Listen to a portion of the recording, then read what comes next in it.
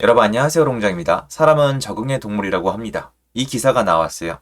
여러분 한번 봐주실까요? 8월 수도권 전셋값 반등, 가을 이사 수요로 더 오를 것, 이런 기사가 나왔고, 이게 데이터, 언론, 앞으로 더 나올 겁니다. 그리고 제가 이거 반년 넘게죠. 1년 가까이 노래를 불렀습니다. 그런데 제가 노래를 부른 내용 안에 이게 들어가 있습니다.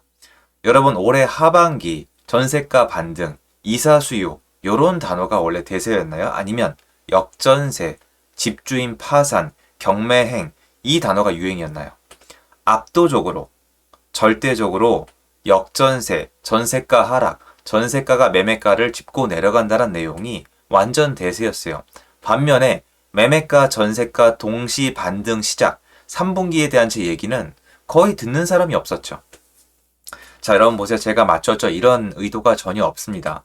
제가 이걸 맞췄다고 미래를 또 맞추는 게 아니잖아요. 그런데 제가 왜 이렇게 생각했는지는 중요하지 않으실까요? 제가 생각한 이유가 시장에 적용된 걸 수도 있잖아요. 제가 생각한 이유가 아니라 다른 이유면 의미가 없어요. 그래서 들어보시고, 저 친구가 얘기하는 게 시장에 작용이 돼서 지금 전세가가 반등이 되는데, 이거는 잊지 말아주세요. 대부분의 사람들, 전문가라고 불리우는 분들이 분명히 전세가에 대해선 역전세 얘기를 했습니다. 그런데 지금 진짜 전세가가 올라가기 시작을 하거든요. 그러면 그분들이 뭔가 절대적으로 완전히 잘못 본 거고, 제가 어쩌면 뭔가 맞게 본 걸 수도 있다란 열린 시선으로 영상을 보신 다음에 판단을 해주시면 좋을 것 같습니다. 같이 한번 보시죠. 시청하시기 전에 구독하기, 좋아요, 멤버십 부탁드리고요. 멤버십은 매주 토요일 라이브를 진행하고 있습니다. 8월 수도권 전셋값 반등, 가을 이사 수요로 더 오를 것. 일단은 앞에 기사가 제목이 더 붙어야 돼요. 맙소사. 이게 무슨 일? 말도 안 돼. 이런 게 좀 싸구려처럼 보이겠지만 붙는 게 맞는 게 대중적으로 어땠어요? 전세가 무조건 내려간다. 매매가까지 무너뜨릴 것이다. 유튜브에 쳐보시면은 지웠을지 모르겠지만 그런 분들 계시더라고요. 그렇게 얘기했는데 지금 이게 뭡니까?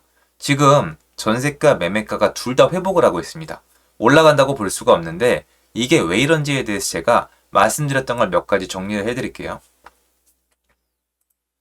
지금 경매시장에 대해서 꾸준히 제가 말씀드린 거 기억하시죠? 경매시장의 특색에 대해서. 경매시장은 그렇게 나쁘지 않았습니다. 그리고 이거는 감정 시점 대비 지금 낙찰가율, 그리고 몇 개나 가져갔냐, 그러니까 물건의 특성이 있기 때문에 큰 의미는 없는데, 제가 경매로 이제 굉장히 많이 투자 활동을 해왔던 사람이거든요. 경매, 공매를 무척 좋아하고, 전 경매는 앞으로도 할 생각이고, 주변의 가족들에게도 알려줄 생각이 있을 정도로 경매가 좋은 시스템이라고 생각을 해요. 물론 안 좋게 생각하는 분도 계신데 경매 없으면 국가 경제 일부분 마비됩니다. 경매장을 가면은 사실 투자자가 많아요. 생소하시잖아요. 경매란 분야가 일반인에게 널리 알려진 거는 유럽의 선진국 정도예요. 그런데 한국은 투자자의 영역, 투기꾼의 영역이라는 인식이 있죠. 그래서 제가 경매장을 계속 다니고, 사실 직원분들이 많이 다녀주시지만 어떤 사람이 오는지를 계속 보잖아요. 그런데 어느 순간부터 완전히 없는 건 아니에요. 그리고 명의가 있냐 없냐가 더 중요한 건 맞는데 투자자가 안 보이는 거예요.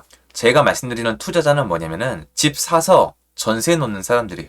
가서 물어보면 이거 어떻게 하실 거예요? 그러면은 대출을 끼고 잔금을 납부할 분들, 잔금을 끼고 대출을 납부한 다음에 들어갈 분들, 그 다음에 대출로 납부한 다음에 천천히 나중에 전세를 놓든가 하는 분들, 또는 자녀 집, 자기 집, 아니면 이제 지금 세입자인데 요번에는 내 집 요번에 싸게 사겠다, 이런 분들이 많지, 예전에는 되게 많았거든요. 갭 투자, 낙찰 받아서 잔금 내자마자 바로 전세 구하는 거, 이게 많았는데 없단 말이에요. 경매 시장이 여러분 어떤 상징이 있냐면 아까 말씀드린 것처럼 투자자가 상당히 많이 있습니다란 이미지가 있어요. 여러분이 보셔도 그렇지 않아요? 그러니까 경매 시장 투자자가 많다. 이 사람들이 싫어하는 투자자가 바로 경매를 놓는 갭투기꾼, 다주택자들인데 정말 많이 줄어들었어요. 자, 그러면 어떻게 될까요?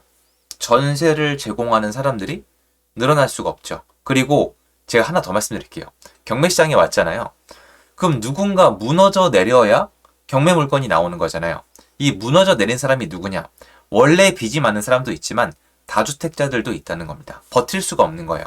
다주택자가 무너진다는 건 뭐냐? 일단 사회적으로, 정치적으로 환호를 부를 것이고, 두 번째로는 그 악당이 놓는 전세가 없어지는 겁니다.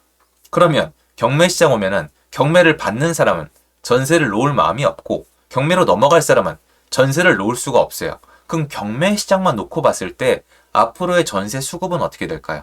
공급은 늘고 수요는 늘어난다라고 하면 틀렸죠. 수요는 늘어날지 모릅니다. 공급이 줄어들 뿐이에요. 자, 그러면 경매 시장을 떠나서 두 번째 제 과제가 남았죠. 수요는 어떻게 될 것인가? 자, 수요를 찾아 떠났습니다. 그래서 뭐 빌라촌, 고시텔촌, 대체 주거 상품촌까지 다니면서 현장에서 열심히 영상을 올리고 생생하게 말씀을 드렸는데 고시원까지, 고시텔까지 월세가 올랐다는 내용을 말씀을 드렸어요. 무슨 말이냐? 사람들이 전세를 들어가고 싶어도 전세 수요는 있는지 모르겠지만 전세로 들어갈 형편이 아니었어요. 지난 1년 동안에. 왜? 이자가 급등을 했거든요. 그래서 월세를 택하기 시작했는데 그 때문인지 위에서부터 아파트를 떠나서 쭉 밀려가지고 빌라로 밀려나야 되는데 빌라에서 또 한 번 국토부 장관님이 뻥 터뜨렸단 말이에요. 그래가지고 또 밀려나요. 그래서 오피스텔, 뭐 생수, 레지던스 아니면 고시텔까지 쭉 내려오면서 이런 적이 없었는데 대학가 고시텔 월세 가격이 가시적으로 오른 거예요. 그리고 너무 빨리 나가요. 딱딱딱 나가는데 대학가 고시텔에 학생들만 있는 게 아니라 직장인들이 대거 들어온 거예요. 그래서 물어보니까 밀려 나온 게 맞더라고요. 언젠간 다시 올라가시겠죠. 그러면 결론은 뭐냐? 전세 수요가 아직 늘지 않았다는 겁니다. 전세 공급은 줄어드는데 전세 수요가 줄고 있었어요. 지난 1년 동안에. 그럼 어떻게 돼요? 전세가는 오를 수 없습니다.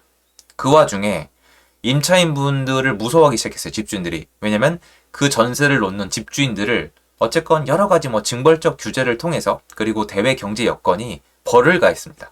죽여버렸단 말이에요. 그래서 전세 공급은 계속 줄고 신규 공급자도 줄면서 시장이 문제가 생길 조짐이 있었으나 수요도 같이 내려가면서 괜찮았고 그 안에서 역전세, 집주인들의 파산이란 단어가 나오면서 엄청난 공포가 펼쳐지면서 올해 하반기 시장은 그대로 쭉 간다. 전세도 무너지고 매매도 무너지고 다 무너진다로 갔으나 지금 전세가가 회복을 넘어서 반등을 시작을 했습니다. 3중 가격도 해소가 되고 있습니다. 그럼 왜 이럴까요? 일단 단순해요. 전세 공급이 줄어든 거는 제가 지난 1년 동안 확인을 다 끝낸 거예요, 저는. 계속 확인하고 다녔으니까. 그럼 두 번째로 뭐가 있죠? 전세 수요가 늘어난 겁니다. 그럼 전세 수요가 왜 늘어날까요? 이것도 지난 영상에서 계속 말씀을 드렸어요. 월세로 계속 갈 수 없습니다. 월세도 누군가 제공을 해야 되거든요. 월세 제공자는 뭐예요? 대출을 끼고 월세를 놓죠. 대출이자 올랐죠. 그럼 어떻게 해야 돼요? 월세를 더 받거나 이 사업을 잡거나 지금 빌라 하시는 분들 중에 임대사업자 접고 싶으신 분들이 태반이에요. 80% 넘을걸요? 다 때려칠 거예요 아마 나중에. 그걸 누가 합니까? 아무도 인정을 안 해주는데. 임대사업자라고 부르면서 사업자로 인정을 안 하고 범죄자 취급을 하고 있는데 그걸 누가 합니까? 저라도 안 합니다 여러분. 자, 그러면 월세 제공자도 망할 땐 망하더라도 줄죠. 근데 월세 가격은 오르죠. 그러니까 월세 가격이 오르면서 이게 가격이 인정이 되는 이유는 공급자가 줄는데 수요가 늘기 때문이에요. 그래서 월세가 계속 올랐죠. 그 월세가 오를 만큼 오르면 어떻게 되느냐? 전세 들어가면서 전세 이자를 내는 게 나을 판이 됩니다. 그래서 언젠간 이동할 거라고 말씀을 드렸고 이건 알 수 없어요. 금리가 이기냐 월세가 이기냐 이 게임인데 이제 때가 된 거죠. 그래서 월세에서 전세로 나오려고 했으나 사람들의 말과는 달리 전세 공급자가 예전만큼 있지 않은 거예요. 그리고 앞으로도 늘지 않을 거예요. 아마 이래서 정부에서 약간 티를 내는 게 오피스텔처럼 풀어도 욕을 덜 먹는 것부터 전세 공급을 위해서 풀곤 합니다. 다른 상품들부터. 그런데 오늘 영상의 포인트는 이거죠. 역사적으로 전세 가격이 올라가기 시작한 다음에 반짝 반등 이딴 건 없어요. 전세는 실수요입니다. 쭉 올라갑니다. 그리고 제가 예전 영상 마무리할 때 이렇게 말씀을 드렸죠. 이 현상의 마지막엔 딱 한 가지 단어가 딱 기다리고 있을 것이다. 임대차 3법. 제가 생각하는 역사를 통틀어서 손가락 안에 꼽히는 부동산 악법. 임대차 3법이 이번에 전세가 반등의 종점을 만들어낼 겁니다. 여러분 일단 이 기사 자체가 놀라우셔야 정상이에요. 이런 얘기 없었잖아요. 갑자기 무슨 전세가 반등이에요. 이게 너무 끓는 물 차가운 물이에요. 역전세, 집주인 망한다 할 때 갑자기 전세가 반등. 또 이런 다음에 어떻게 되겠어요? 전세 난 다음에 어떻게 됐어요? 전세 공급해야 되겠다. 오피스텔 풀어라. 뭐 이런 식으로 가지 않겠습니까? 그런데 전세가가 한번 반등을 하면 이건 가수요가 없어요. 전세는 다 실수요란 말이에요. 여러분 전세 계약 두세 개 하십니까? 아니잖아요. 그러면 수급이 아예 꼬인 건데 자, 지난 1년이란 시간 동안에 전세를 공급할 사람들 어떻게 했습니까? 다 떠나보냈죠. 지금 늘어날 수 있어요? 못 늘어납니다. 취득세 그대로예요. 그럼 전세가 한번 반등하고 전세 수급이 부족하다고 생각을 하는 순간 사람들은 전부 다 갱신권을 써버리고 신규 진입자는 전세를 못 구해서 월세로 가려고 하겠으나 현실적으로 만만치 않을 겁니다. 그래서 전세와 월세의 줄다리기가 다시 한번 진행되겠지만 예전과는 다르죠. 왜? 비어있던 부분이죠. 한국 부동산 시장에 저렴한 월세는 같습니다. 사람들이 누릴 수 있었던 저렴한 월세는 같습니다. 이게 부동산 이 정책을 잘못하면 일어나는 이 부작용들이에요. 다 망가졌죠. 결론적으로 맨 마지막에 가면은 월세가 폭등, 전세가 상승, 매매가 상승이 기다리고 있을 겁니다. 한번 시간이 지나서 제가 오늘 얘기한 거를 점검을 해주세요. 결국 부동산 정책의 완전한 실패입니다. 하지만 그들은 실패하지 않았죠. 정치적으로 이득을 봤으니까요. 아무도 신경 안 쓰고 아무도 책임 안 질 겁니다. 예전에 뭐 임대차 3법 통과시키신 분, 김현미 장관님, 지금 국토부 장관님, 예전에 뭐 변창흠 장관님, 관련된 분들 중등등 단 한 사람도, 단 한 번도 질책이나 벌금이나 어떤 처벌을 받지 않을 거예요. 하지만 이 주택 위에 살아야 되는 서민들, 우리 사람들은 철저하게 책임을 져야 됩니다.